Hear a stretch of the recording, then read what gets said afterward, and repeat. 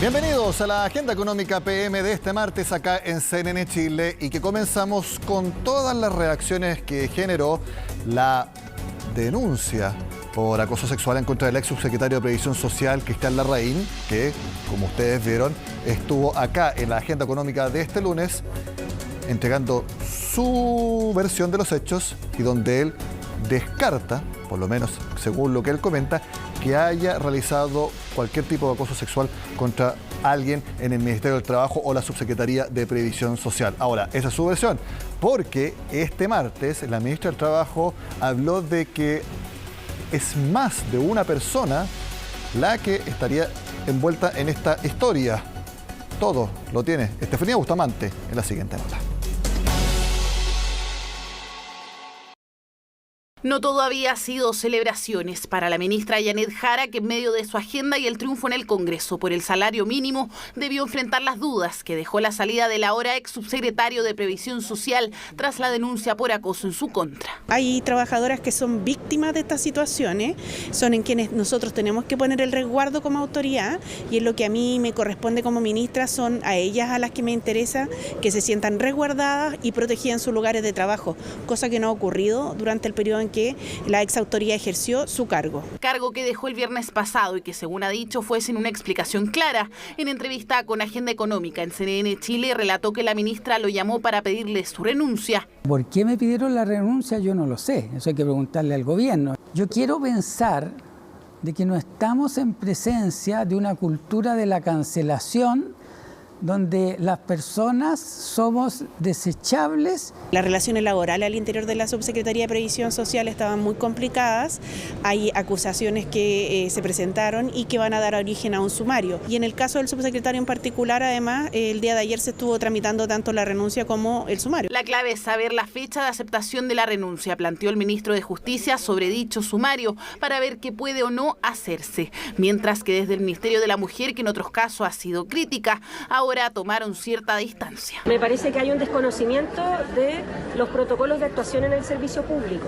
De hecho, si yo me pronunciara respecto a un sumario o una investigación que todavía no concluye, lo que podría hacer es generar un vicio procesal. Una investigación que tampoco tiene una arista penal, como quedó claro al ser consultado el fiscal nacional. Cada vez que se presenta una denuncia, que no ha sido el caso durante mi gestión, le vamos a dar el trato que nuestra reglamentación interna dispone, tanto de las víctimas denunciantes como de aquellas personas que son objeto de esa denuncia. En el Congreso, los diputados de la UDI tensionaron la Comisión de Trabajo con una carta que pedía citar al ex subsecretario. La Comisión de Trabajo y Seguridad Social, diputado, estoy, por favor. Sí, pero tú haces es que no le voy a dar la palabra, es que no le voy a dar la palabra si es que usted no me la solicita. Querían darle su derecho a réplica a Larraín para que explicara su salida. También aseguraron que no tomarán a la ministra, que no asistió a la comisión, como una interlocutora válida hasta que se aclare el caso. Él era un interlocutor válido que estaba disponible al diálogo y de un día para otro pareciera ser que le arman un montaje. Si hay antecedentes o tiene antecedentes el diputado Lavé respecto a un montaje, bueno, puede hacerlo ver el entonces presidente, puede hacer la denuncia si él conoce acerca de montajes. Quiero recordar que hay una investigación que se encuentra en curso y que hay una persona que realizó una denuncia que además optó voluntariamente por mantener su identidad en reserva. Sobre la mesa también se planteó citar a la ex autoridad para que, más allá de sus descargos, aclare el plan B de la reforma previsional. Demostramos que era posible subir las pensiones, lo mismo que en la reforma, respetando los principios de heredabilidad, de propiedad, de libre elección, sin la crítica de la desigualdad competitiva. Cristian Larraín fue clave en la arquitectura del proyecto que presentó el gobierno.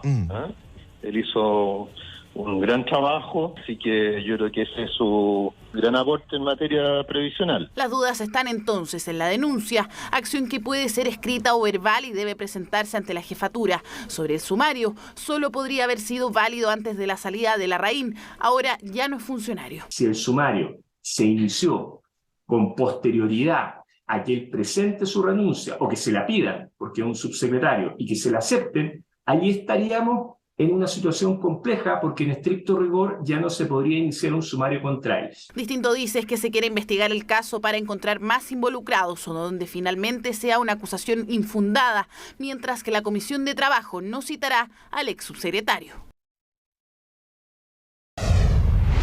Además de la denuncia por acoso sexual, algo muy importante que comentó Cristian Larraín en la entrevista de este lunes es que él ya tenía listo un plan B para la nueva reforma de pensiones. Y lo realmente importante es que era una nueva reforma sin cuentas nocionales. Veamos qué fue lo que dijo el ex subsecretario de Previsión Social. Y me di a la tarea de diseñar una alternativa técnica que subiera las pensiones, que fuera sostenible, subiera las pensiones igual que la reforma, sin cuentas nocionales, con propiedad, heredabilidad y libre elección. Sin cuentas nocionales, y no solo eso, lo modelamos con los equipos de trabajo de la DIPRES y de la Superintendencia de Pensiones y demostramos que era posible subir las pensiones lo mismo que la reforma, respetando los principios de heredabilidad, de propiedad, de libre elección, sin la crítica de la desigualdad competitiva.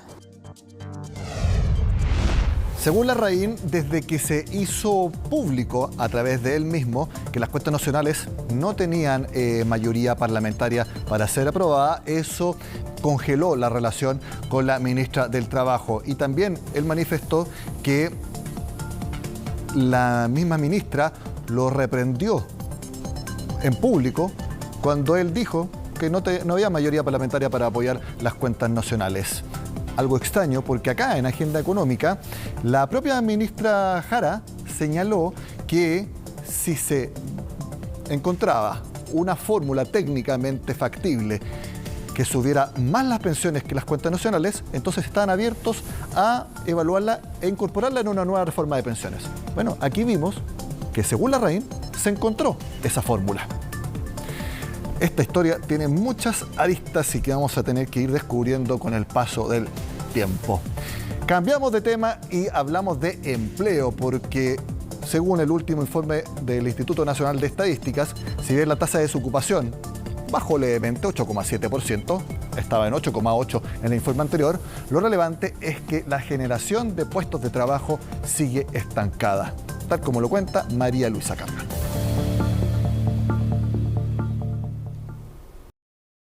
De hecho, a mí me pagaron ayer y tengo todo mi sueldo ya, o sea, todavía no lo toco, pero ya sé que lo tengo todo gastado, entre los gastos, las cuentas, la arriendo, la luz, el agua, mi esposo, otras cosas, entonces ya tenemos todo gastado. Es que el suyo es el único sueldo estable de su familia. Su esposo no ha logrado recuperar su empleo perdido en la pandemia. Él trabaja en la construcción, uno de los rubros que más aumentó el desempleo según el último informe del INE. Para él ha sido súper complicado después de la pandemia establecerse en un lugar definitivo porque ha sido, yo creo que influye en los sueldos, que incluso están más bajos, entonces al final él ha tomado la decisión de trabajar particular. Y no es lo único, porque los empleos por cuenta propia subieron casi un 5%, anotando una tercera expansión consecutiva. Pero vamos a la cifra general. El Instituto Nacional de Estadísticas informó este martes que la tasa de desocupación fue de 8,7% entre febrero y abril, una décima menos que el reporte anterior. Eso sí, se mantiene el aumento en el desempleo medido anualmente.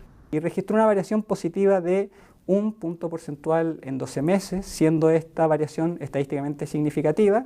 Es el sexto aumento después de continuas disminuciones que observamos desde el trimestre móvil de febrero, marzo, abril de 2021. Nuestra lectura de que la cifra actual es preocupante, ya que el desempleo obviamente aumentó.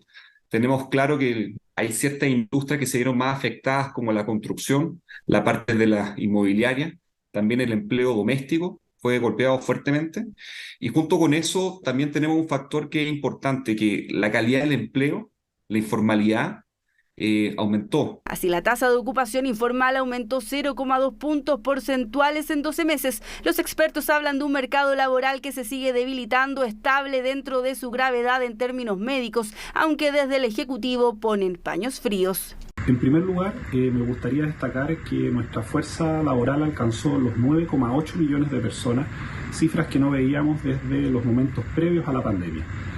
Durante el último año logramos crear 171.000 puestos de trabajo, de los cuales 107.000 son puestos de trabajo formales. El INE también destaca que se han recuperado todos los puestos perdidos durante la pandemia, esto tanto en hombres como mujeres, pero no es tan bueno porque si la tasa de la fuerza de trabajo creció un 3% y los empleos los ocupados solamente un 1,9%, entonces hay una diferencial, un delta de 1,1%, que son muchos puestos de trabajo. Hoy día hay que pensar que hay del orden de 870.000 personas que queriendo trabajar están desocupadas. El organismo también señaló este martes que los asalariados públicos presentaron un aumento anual de 5,7%. Sin embargo, declaran que esto no es estadísticamente significativo. En cuanto a los ocupados, en general, la tasa creció poco menos de 2%, impulsado por la salud, enseñanza y el transporte. Ahora, ¿qué pasa si nos focalizamos solo en la calidad del empleo que se está creando?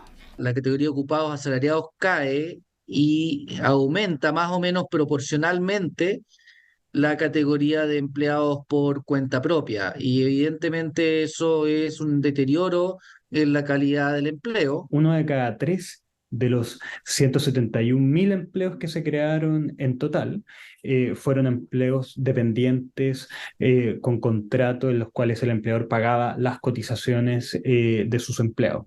Esta cifra ha bajado a lo largo de los meses. En el mercado son pesimistas, proyectan que seguirá la debilidad en el sector privado y que pronto la desocupación en el país puede subir a 2 dígitos. Como siempre lo hacemos acá en Agenda Económica, revisemos los análisis del mercado luego de conocerse las cifras de empleo. Partimos con Econsult. ¿Qué es lo que señalan en el equipo de estudio? La caída del empleo asalariado privado es consistente con un mercado laboral débil, donde las empresas demandan cada vez menos trabajos. Los avisos laborales en Internet acumulan una caída de 46% anual y los despidos por necesidades de las empresas continúan aumentando. Así, en las variaciones anuales, el empleo asalariado privado continúa perdiendo terreno, principalmente a costa del aumento del empleo por cuenta propia. Muy negativo el análisis de Econsult. En Coopeuch, un tono bastante similar. ¿Qué es lo que dijeron ellos? Las cifras muestran un mercado laboral que sigue deteriorado, con nula capacidad de crear nuevos puestos de trabajo. Muy duros en Coopeuch.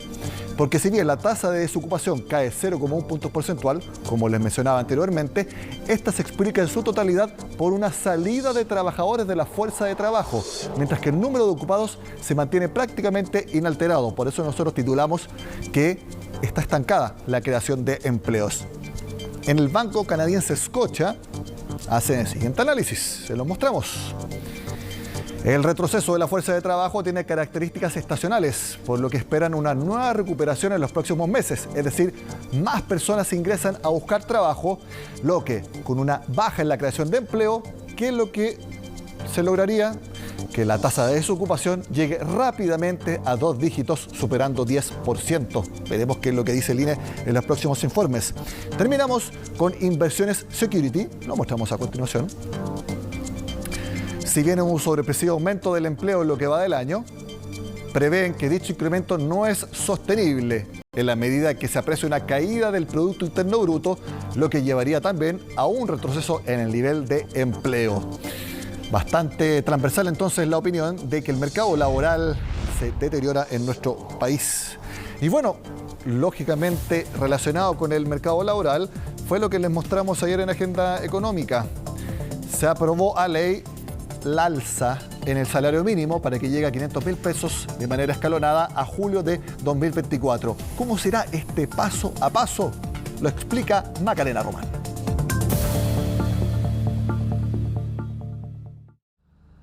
12 años lleva el italiano Veloz vendiendo completos en pleno barrio República, un negocio que funciona desde las 9 de la mañana hasta las 8:30 de la noche sin parar y con clientes, literalmente a toda hora. 9 trabajadores hay contratados aquí, los mismos que verán modificados sus ingresos a partir de este mes. Hoy en la mañana creo que vi algo en las noticias, pero no tenemos información de cuánto el subsidio, si va a ser para toda la cantidad de trabajadores que tengamos, eso no lo sé. Si está en la misma situación de Jacqueline o es trabajador con un sueldo mínimo de 411.000 pesos, ponga atención. Esta es una ley que viene precedida de un acuerdo con la CUT que va a permitir que más de 900.000 personas alcancen los 500.000 pesos a julio del 2024. Pero ¿cómo se implementará? El primer incremento será 440.000 y rige desde el 1 de mayo de manera retroactiva. El segundo se concretará el primer día de septiembre y el monto alcanzará los 460.000 pesos, mientras que los 500.000 pesos se harán realidad en julio del próximo año. Es bueno porque la gente igual necesita más, las cosas están más caras igual. Así que es bueno por un lado.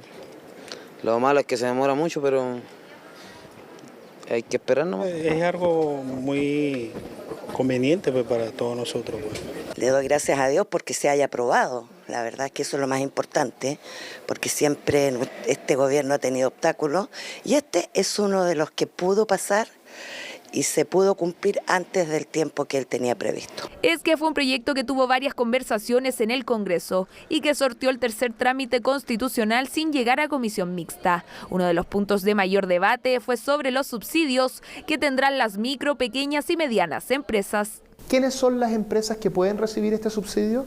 Son empresas que el aumento del salario mínimo les va a implicar la necesidad de aumentar los salarios de forma directa. El monto del subsidio será establecido dependiendo del tamaño de cada empresa. Por ejemplo, entre mayo y agosto de este año, las consideradas microempresas recibirán 45.000 pesos por cada trabajador, las pequeñas 29.000 y las medianas 14.500. Los montos son decrecientes, aunque podrían aumentar en caso de aplicar el mecanismo de protección, que dependerá de las condiciones económicas del país. Ahora, ¿cómo se define el tamaño de la empresa? Se ocupan las categorías de impuesto interno y eso es por las ventas del último año. Entonces hay tres niveles.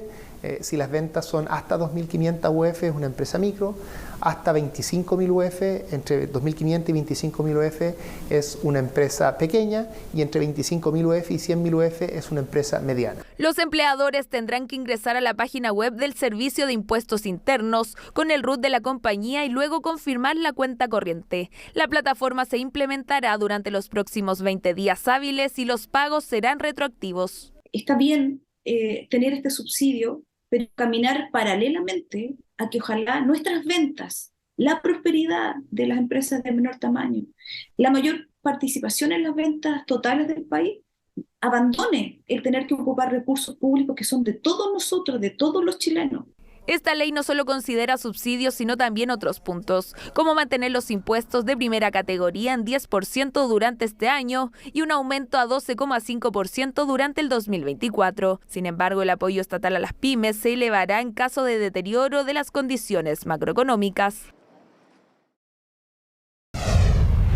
Antes de hacer la pausa en Agenda Económica, les cuento que Codelco confirmó que el salar de Maricunga es el segundo con mayor concentración de litio luego del salar de Atacama. Esa fue la conclusión de la minera estatal luego de las perforaciones desarrolladas durante este mes en el lugar. Esto es muy importante porque si es el segundo de mayor concentración, puede ser declarado como estratégico. Si es declarado como estratégico, significa que cualquier operación que se haga allí va a tener una participación mayoritaria por parte del Estado. Bueno, es parte de lo que les contamos acá en Agenda Económica. Hacemos la pausa y al regreso hablamos del dólar.